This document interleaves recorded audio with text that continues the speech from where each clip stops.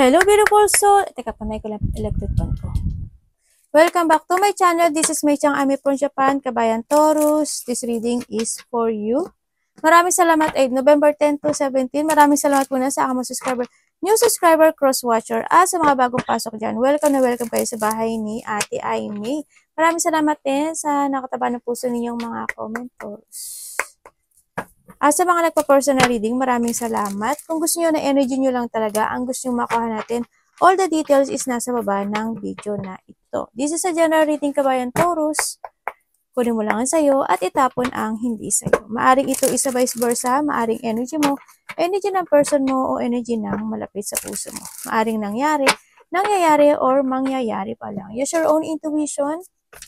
Hawakan natin ang ating isipan. Napakarami yung energy sa mundong ito. Kaya hindi ito basta-basta magre-resonate sa inyo. I'm only the guidance. Naniwala kayo o hindi, okay lang. Sundin nyo o hindi, okay lang din. Kasi kaya tayo pa rin ang magmamanage ng ating destination.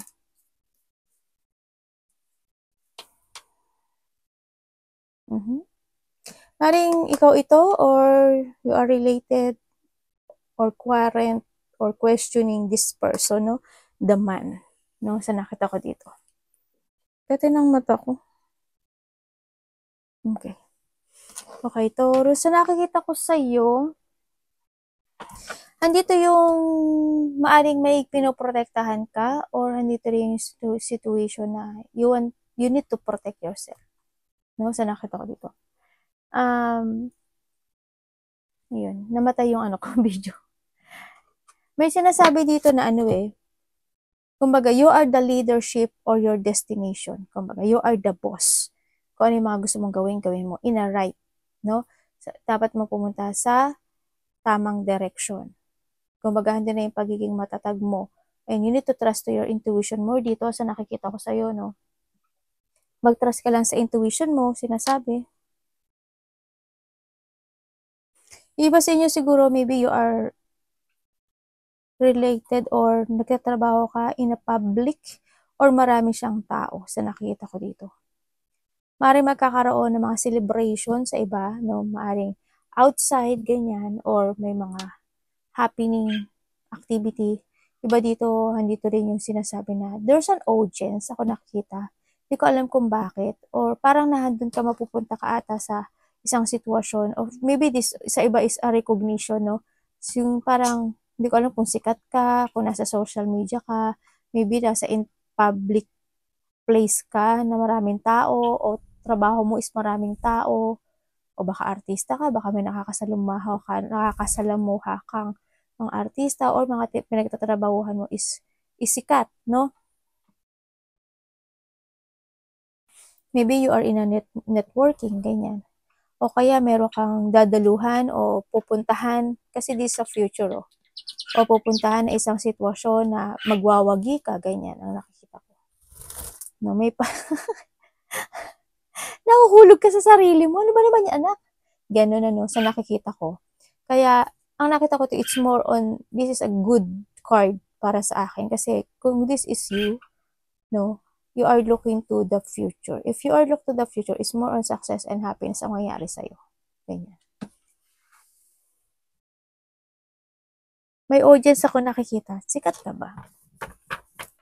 Tingnan natin. O yung pinagtatrabahuan mo is sikat. O may mga bagay, o may mga gagawin kang decision, idea, activity na maaring ipagwagian mo, no? Tingnan natin ang energy ni Taurus.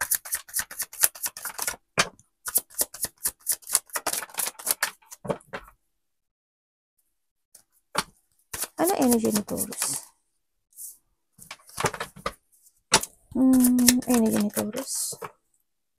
We have the air element, the earth element, Taurus, Virgo, Capricorn. Bakit?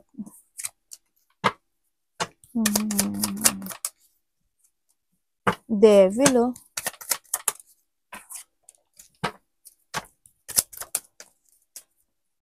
Okay.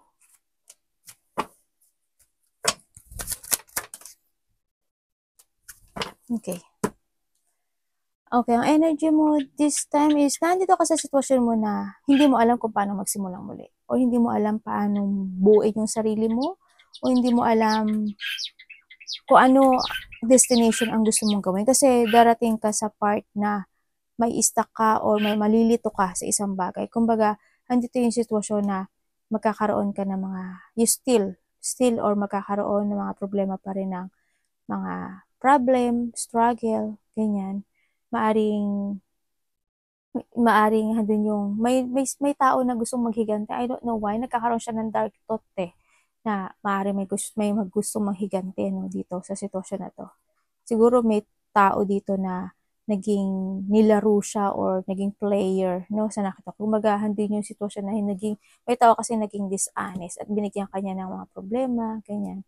No, handid pa rin yung burden sa'yo sa ngayon. You're still in a burden kasi hindi mo alam paano magsimula. Kasi why? Ibinigay mo kasi yung full mo dito no, sa relationship mo nito o sa trabaho mo or saan parte ng buhay mo to.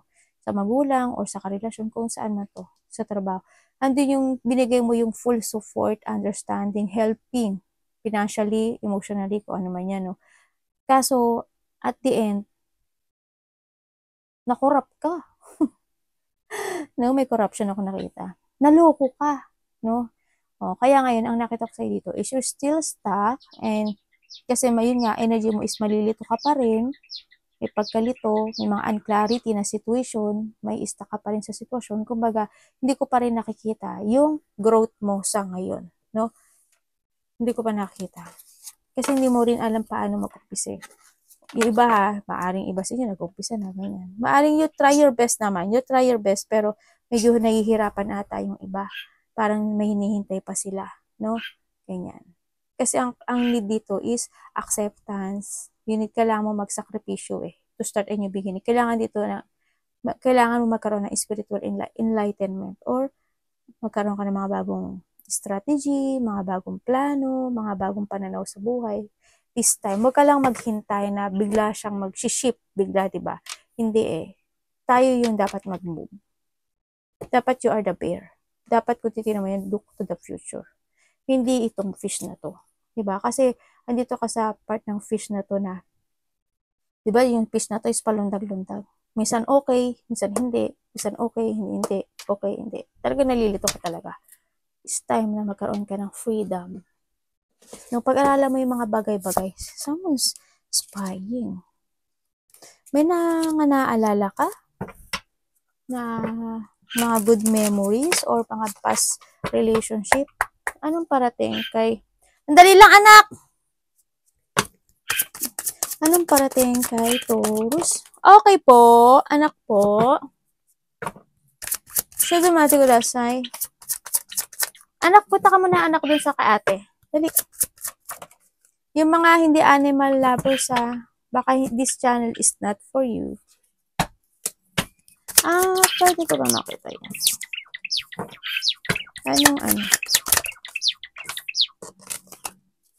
Pwede. So, tumati ko dasay. Pwede ko maano to?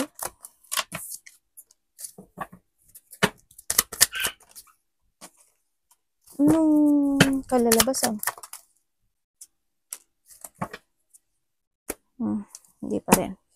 Okay. Ang parating sa'yo is, andito ka daw yung sa part na mo. Siguro ano ka? I hope hindi ka magkasakit ha. Marami kang pag-iisip. Magiging mapag-isip ka na tapos hindi ko alam kung ikaw or someone, parang mawawalan ka na ng tiwala either sa sarili mo or sa ibang tao, ganyan. Parating din sa'yo is yung maaaring may tao makipag-usap sa'yo, no? They want to collaborate or pag-uusap may makipag-usap daw sa'yo. Pero ang nakikita ko dito is maaring itong taon to is nakapagbigay sa'yo ng pain, no? Itong taon na to. Kung hinihintay mo siya na makapag-usap sa'yo, is hindi na rin siguro good, no? Kasi sinasabi na rin dito ni na moving forward. Pero it's up to you pa rin. Wala naman sa akin yung decision na to, no? Pero ang parating sa'yo is hindi ka daw gaano makakatulog, may mga pag-aalala, maaaring magka-migraine ka or sasakit yung ulo mo, may iba sa inyo is insomnia, maaring may mga deep unhappiness pa rin ikaw na maalala in the past, ganyan. Tapos, iba sa inyo siguro na dito kayo sa situation mo na painful, ganyan. Maaring sa trabaho mo, medyo stress ka, o sa karelasyon mo, stress ka, ganyan. Yung sa paligid mo, stress ka. O kaya naman mga reminiscing the past memories, ano, sa iba dito, ganyan. Andun din yung situation na parang iniisip mo na parang pinagsukdulan ka ng langit at lupa dahil ang daming problema na dumarating sa'yo or challenge na nahihirapan ka sa kayo. Baka maaari din yung iba sa is magtulog-tulog or hindi mo na magpahinga, ganun, no? Or you need, no? Kailangan mo kasi ngayon is balancing, no? May sinasabi dito na maaaring may tao dito na nagiging salungat or pagtatalo, no? Ingat din when it comes to money, no? May tao ako nakikitang magastos o naging magastos, no? Ganun nakita ko. May mga hindi nagkakasundo ako nakikita dito. Either sa yung relasyon, kasama sa trabaho, ganyan.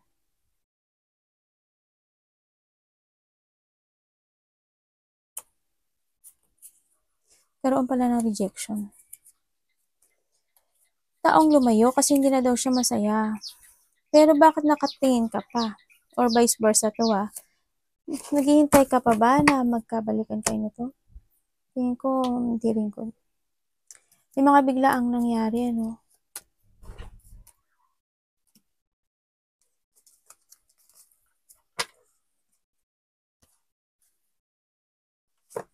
Pahinga muna kayo ha. Kailangan nyo daw ngayon is rest. Kailangan nyo daw ngayon na mag-recharge, no? Yan. Tingnan natin ang dapat mag-iwasan. Ano ang dapat iwasan ito? May mga pinagsisisihan kayo, no? Kasi may mga negativity ako nakita.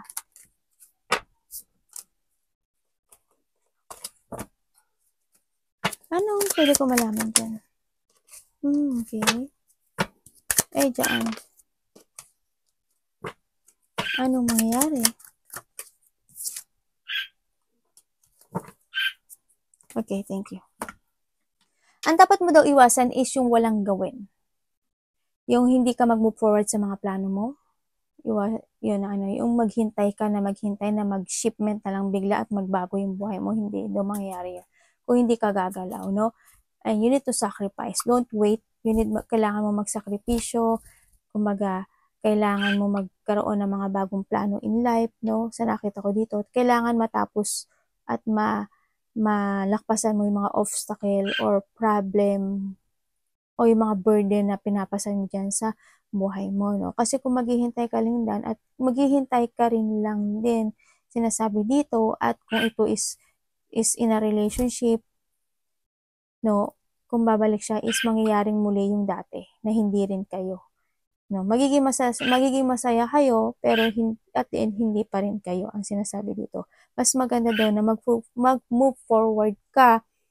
Hanapin mo yung gusto mong gawin, yung talent mo, explore mo yung sarili mo, to growth, ganyan. Kailangan mag-travel ka, magbakasyon ka muna, ganyan, no? May nakita rin kasi akong getting together, no?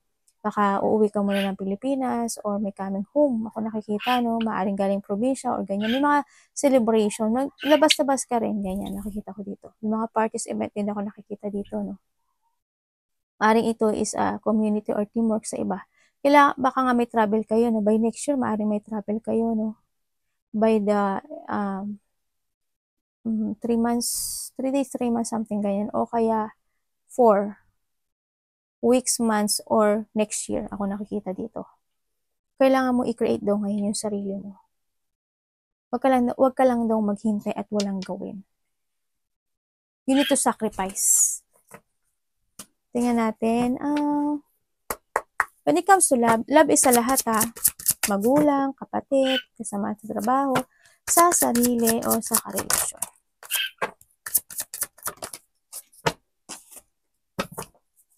Kamusta sa love si Taurus?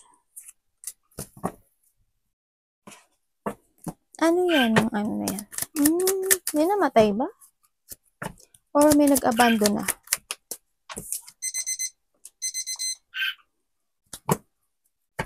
Anong, ano niya? Three of Swords, karoon ng separation, ano? May umalis talaga. Nagkaroon na kayo ng separate way kasi napapagod na daw siya. Or ikaw, napapagod ka na, no? Okay, when it comes to a relationship, talaga, umpisa pa lang, hindi ko na nakikita yung love in this relationship, ano, sa nakita ko dito. Kasi, this person, ikaw or this person is, umpisa pa lang is, may bad intention na sa'yo. Maring hindi kayo talaga para sa isa't isa. Karoon siguro ng separation, ganyan, or magkakaroon ka ng separation, ano. Kasi umpisa pa lang, nandun siya sa sitwasyon na to, or ikaw, na nag-iisip na siya ng paraan paano kanya hiwalayan eh. Hanggang sa dumating na rin na, siya na rin yung umalis. Kasi sabi niya nakakapagod na. Ba't ba ako mag-i-stay? Ayoko magsakripisyo, sabi niya na, alam ko naman na walang growth. Kailangan ko magbago at kailangan kong pumili ng destination ko. Ibig sabihin, hindi talaga kayo. Kaya wag ka na maghintay. If ever na this is a relationship, no? O kung ito naman is sa trabaho mo, ganun din. Sa nakita ko dito, diba? You need to create yourself again in a new you. Sa nakikita ko dito, wag ka magpa-stuck dito sa emotion o sa depression na iraranas mo sa ngayon, no? It's time to heal. Ang nakikita ko dito, mag-focus ka ngayon sa goal mo. Wag ka lang mag-ano na, parang sunod ka lang sa agos ng alon ng buhay. Tingnan natin ang advice ni Universe. Universe, ang advice nyo kay Taurus? Kailangan mga bagong plano ngayon dito. Bagong plano, perspective. Saka sinasabi din dito na magtulog-tulog ka, ganyan. Three of Swords na naman. Okay. This week, sana walang mag-away, ano? At sana walang mga maliit man o malaking away ito. May mga unexpected na mangyayari this week, no? Yan. Maaring makakaramdam ka ng pain. Yan. Emotional pain, disappointment, tense, storm, o mga trauma, something lost. Kaya nakita ko dito, no? Yan. May mga depression sa iba, mga pagkalito sa iba, heartache, ganyan. Sa iba, isa separation nga. And mga lungkot. Yan. Learn from the experience, ano, sa nakita ko dito. Universe, bakit po sinasabi nyo dito na? Magtulog-tulog ka rin daw, sinasabi dito, no? Kasi iba dito is more on danger, yung anxiety nyo, no? Huwag ka dun mag-focus. Kailangan mo ngayon is love yourself, alagaan mo yung sarili mo ngayon, drive yourself. Maaari dito, iba dito na-stress sa kanilang sasakyan, ano? O yung mga destination nila kasi medyo hindi nila ata alam kung ano yung tatahakin nila. Maaaring nagkakaroon din kayo ng mga problema to your financial, trabaho, ganyan.